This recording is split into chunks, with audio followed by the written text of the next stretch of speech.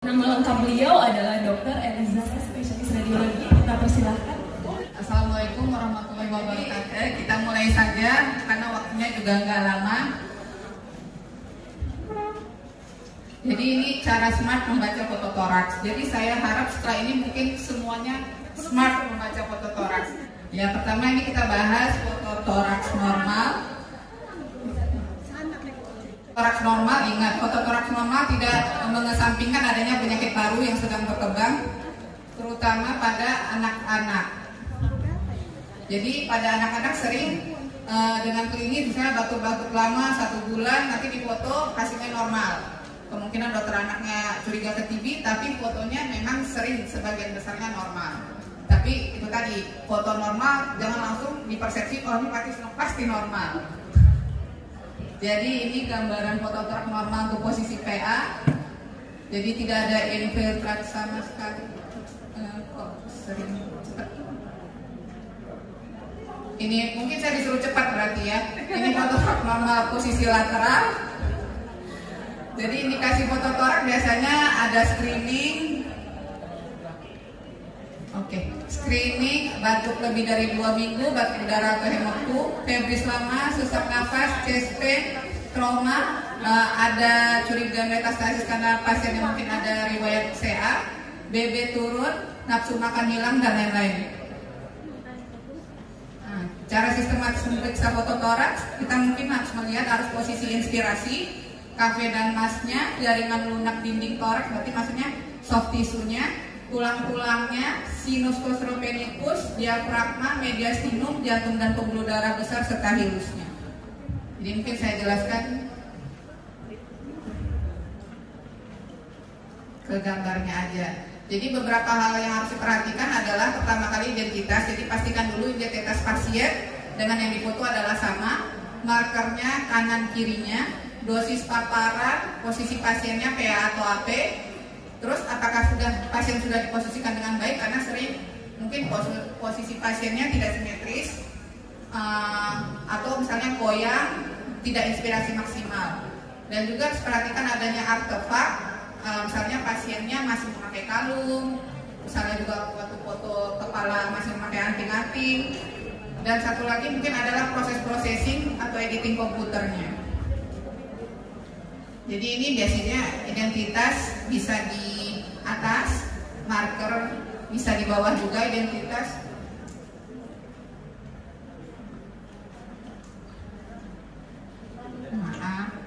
Jadi marker biasanya diletak di sini R atau L. Untuk identitas bisa di atas atau di bawah. Terus untuk kita memastikan KP-nya baik atau tidak, biasanya kita melihat secara jelas korpus vertebral torakalnya sampai yang ketiga. Jadi 1, 2, 3 berarti ini foto baik. Kalau fotonya vertebral torakalnya terlalu kelihatan sampai ke bawah, ada kemungkinan berarti itu pasiennya eksposnya terlalu rendah. Jadi ini posisi PA atau AP. Yang membedakannya adalah kalau posisi PA biasanya klavikulanya lebih mendatar dan skapulanya lebih di luar. Kalau posisi AP biasanya posisi klavikulanya membentuk seperti huruf V dan skapulanya lebih masuk ke dalam. Inspirasi maksimal sangat diperlukan, jadi sebaiknya kita mungkin menilainya dengan ICS kostalnya kelihatan interkostalnya sampai 6, 1, 2, 3, 4, 5, 6. Jadi kenapa harus begitu? Karena kalau misalnya pasien tidak inspirasi maksimal, nantinya biasanya ada kelihatan di sini lebih ramai corakannya. Nantinya kita takutnya kita mispersepsi itu ada infiltrat. Jadi kita bilang mungkin pasiennya ada bronkopneumonia atau TB paru nanti ke depannya. Jadi inspirasi maksimal ini diperlukan pada pasien yang foto toraks.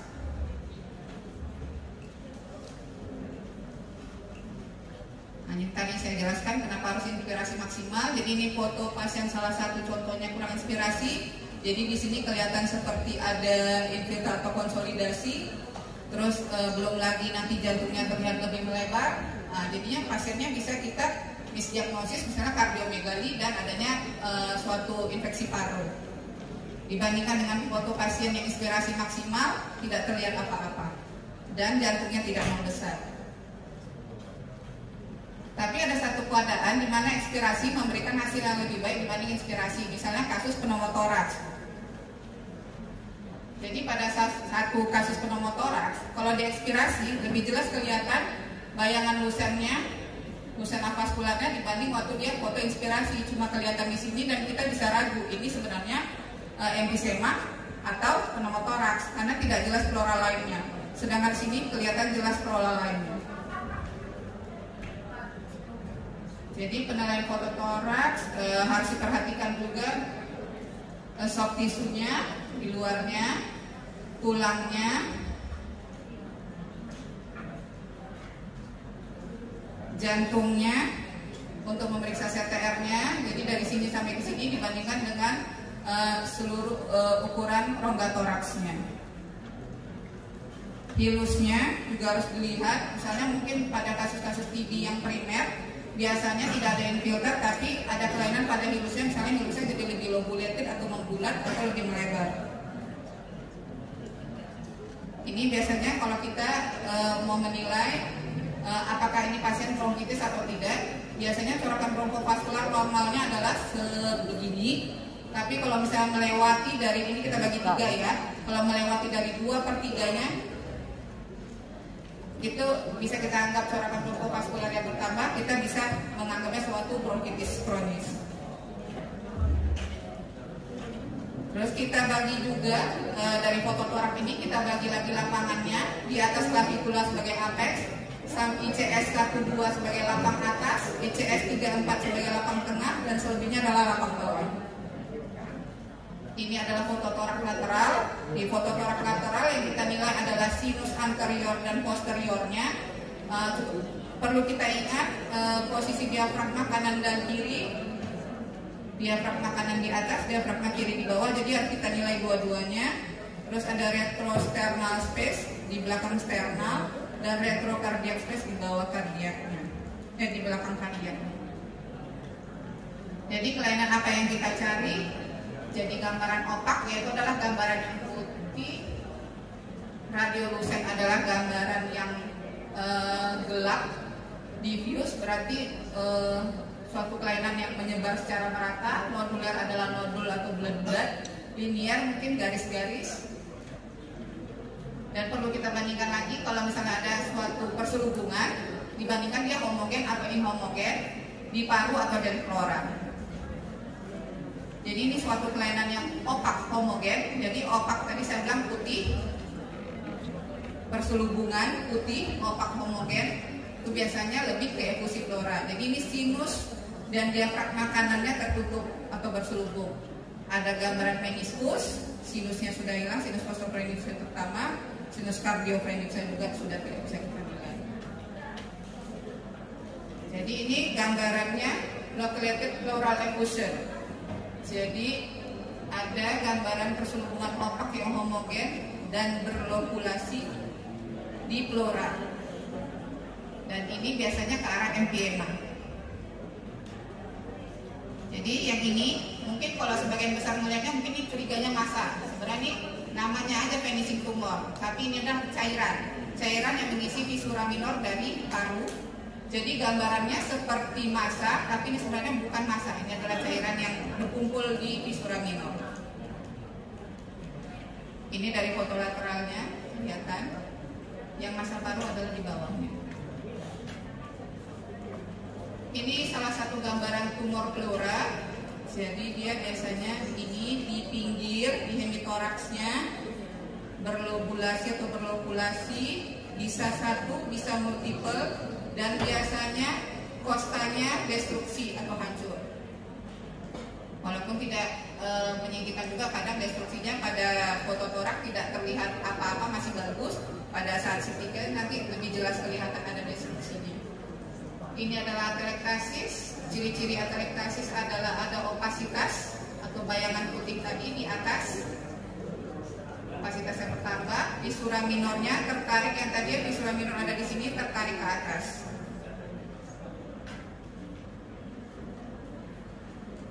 Satu lagi kelainannya adalah intercostal space, yang antara kostal 1 dan 2-nya jadi lebih menyempit. Diafragmanya lebih tertarik ke atas. Dan ada penarikan organ mediastinum, misalnya trakeanya atau jantungnya, melihat kasus atelektasisnya di mana. Serta ada pengurangan pulung paru yang sakit. Ini saya langsung ke kasus saja, mungkin nanti kalau dibahas ini takutnya enggak. Ini adalah kasus pneumonia.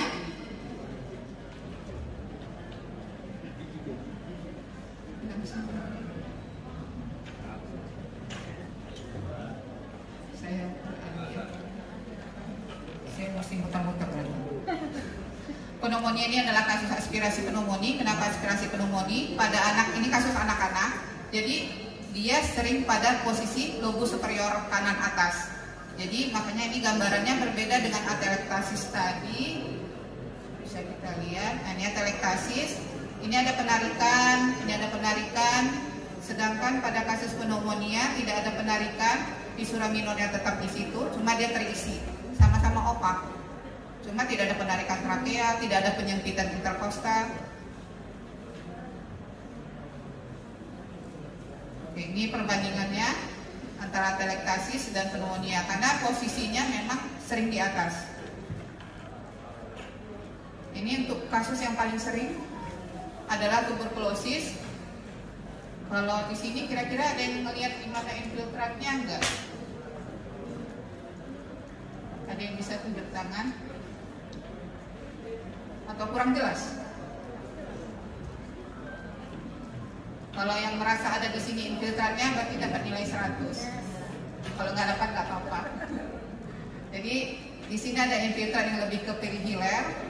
Dan biasanya kita bilang TB primer, tapi ya sekarang sih lebih ke lebih ke TB paru saja, TB paru aktif. Dan untuk ini mungkin sudah terlihat jelas ya kelainannya ada di mana, ada fibroinfiltrat, ada fibrosis, infiltrat dari lapang atas paru sampai bawah. Ada rongga yang khas pada TB yang kita sebut kavitas. Ini tadi saya bilang ada yang di sini beserta pembesaran KGB-nya.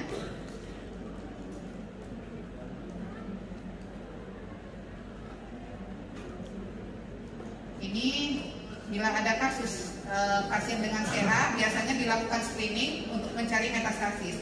Metastasis intrapulmoner yang paling sering adalah nodular opak. Jadi nodul bisa berbagai ukuran. Kalau yang kecil kita sebut point lesion. Kalau yang besar kita sebut cannonball atau golf ball.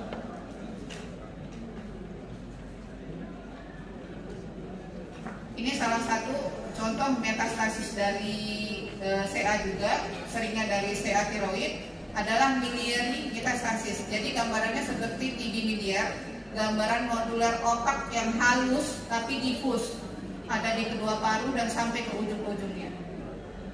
Pada saat ini kasusnya kebetulan miliari metastasis bukan TB miliar.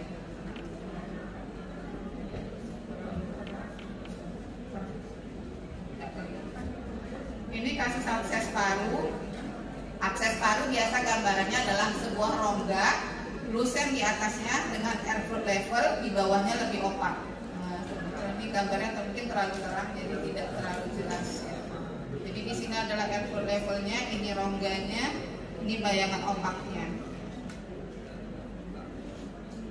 Ini adalah gambaran dari pneumotoraks tadi. Kasus pneumotoraks biasanya kita cari adalah bayangan lusen avaskular. Jadi tidak yang tadinya ada vaskular mengisi paru-paru ini sama sekali tidak ada, dan ada gambaran pleural line.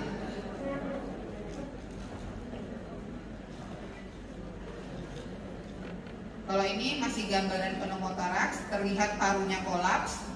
Bayangan lusennya avaskular, ada paru yang kolaps di medialnya dan ada gambaran pleural line-nya. Nah, ini adalah gambaran pneumoperitonium. Jadi di bawah pneumoperitonium sebenarnya kasus untuk abdomen, tapi bisa kelihatan pada saat fototoraks. Jadi kalau pasiennya fotonya baiknya semi irek atau irek. Jadi terlihat ada bayangan lusen di subdiafragmanya atau di bawah diafragmanya. Ini misalnya kasus-kasus peritonitis atau perforasi. Ini adalah gula semacam rongga juga, tapi dindingnya tipis. Jadi biasanya ini mau di-DD dengan kasus pneumotoraks yang terlokalisir, karena gambarannya hampir mirip.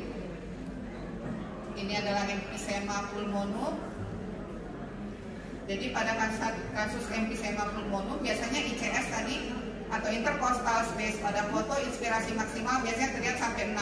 Tapi kasus emphysema pulmonum biasanya terlihat sampai 8 atau 9. Gambaran jantungnya seperti teardrop.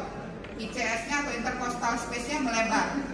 Diafragmanya lebih mendatar. Dan ada hiperaerasi paru, biasanya gambaran di bawahnya dia lebih luset. Ini gambaran bronkiektasis. Bronkiektasis ada berapa? 3 tipe. Ada gambarannya silindrikal, varikose, dan kistik. Gambarannya seperti multiple lesi kistik atau cincin-cincin bulat-bulat, multiple, dan kadang disertai upward level. Ini contoh bronkiektasis yang silindrikal. Ada gambaran cramp track sign seperti ini. Izin dokter, waktu tinggal 2 menit lagi. Ya, maaf kalau ini mungkin nggak selesai. Selanjutnya ini dibayangin aja ya. Waktunya minimal banget soalnya. Konsul aja ya. Ini kasus trauma. Trauma sering terjadi, terutama mungkin pada dokter umum yang jaga di IGD. Yang harus dicari adalah apakah ada emphysema subcutisnya, ada fraktur kosta, ada traumatic wet lung atau kontusio parunya, apakah ada pneumotoraks, dan apakah ada hematotoraks atau perdara cairan di paru-parunya. Ini gambaran emphysema subcutis. Jadi ada gambaran lusen di soft tisunya. Dan ini memang ada fraktur kostanya. Ini gambaran traumatic wet lung. Jadi ada gambaran infiltrat atau konsolidasi yang putih-putih di paru kirinya beserta fraktur kostanya. Ini gambaran tension pneumotoraks akibat trauma tadi. Ada fraktur sehingga mengakibatkan pneumotoraks dan organ mediastinum terdesak. Makanya kita sebutkan tension pneumotoraks. Ini gambaran hematotoraks, bayangannya lebih putih dibandingkan yang kiri, dan ada gambaran opak di perifernya. Ini kasus aspirasi benda asing. Biasanya kalau kasus aspirasi benda asing kita curigai, kita cari adalah atelektasis. Jadi itu tadi atelektasis globus superior, dan ini adalah atelektasis yang globus medius. Ini gambaran efusi pleura kiri. Jadi kelihatan ada perselubungan opak yang homogen di hemitorak kiri. Yang ini tadi saya bilang penising tumor yang kelihatan seperti massa, tapi ini sebenarnya adalah cairan yang mengisi visura minor. Gambaran pneumotoraks, ya, ini tadi bisa dilihat ada bayangan lusen avaskular dengan pleural line-nya di sini. Jadi clue-nya mungkin dicari yang tidak ada vaskularnya mengisi dan ada gambaran garis pleuralnya.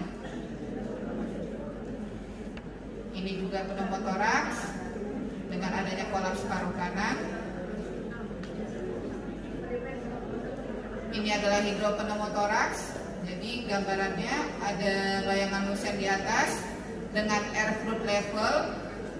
Air fluid level ini adalah bayangan udara sama cairan yang membentuk garis jadinya. Karena cairan pasti lebih berat di bawah, jadi cairannya di bawah.